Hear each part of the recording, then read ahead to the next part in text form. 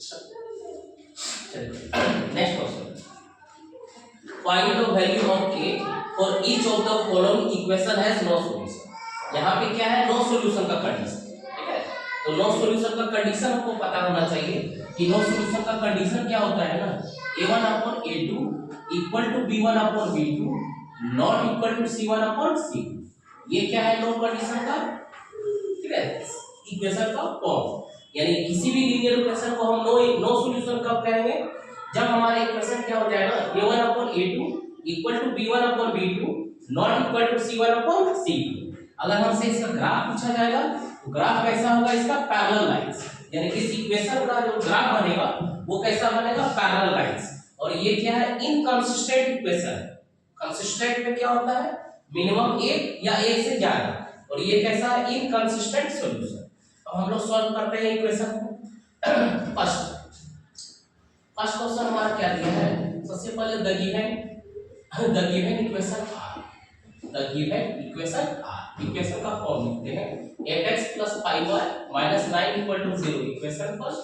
दूसरा kx + 10y - 15 = 0, ये equation second. Here हम इसको कंपेयर करेंगे किसके साथ, a1x + b1y + c1 = 0, then a2x + b2y + c2 = 0। तो हियर a1 का वैल्यू क्या दिया गया है, 8, b1 का वैल्यू है 5, देन c1 का value -9। Next a2 = k, b2 = 10 and c2 = -50। तो फोर नो सॉल्यूशन के लिए, फोर नो सॉल्यूशन वी है, ठीक है। कंडीशन क्या है हमारे पास, a1 upon a2 equal to b1 upon b2 not equal to c1 upon c, implies है। ये रहा k 8 upon k equal to 5 upon 10 not equal to -9 upon 15, minus minus cancel, 3 3 जा 9, 3 5 जा 15, 5 से कितने times, 2 times cancel, cross multiplication होगा तो k * 1 ये हो गया, k 8 * क्या हो गया 16, यानी k = 16, ठीक है। और k का वैल्यू क्या नहीं होगा, ठीक है, इतना, यानी k 8 upon k not equal to कितना है, 3 अपॉन 5। इसको अगर क्रॉस मल्टीप्लिकेशन किया गया तो 3k नॉट इक्वल टू 8 5 जा 40, यानी implies that k not equal to 40/3।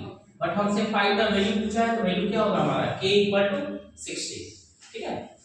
Next दूसरा क्वेश्चन, यहां भी सॉल्यूशन में सेम उसी तरह से लिखना है।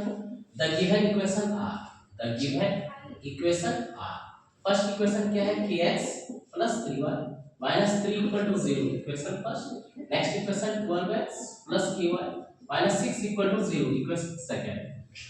कंपेयर दो equation with a1x + b1y + c1 and a2x + b2y + c2 = 0, then here a1 = k, b1 = 3, c1 = -3, a2 = 1, b2 = k and c2 = -6।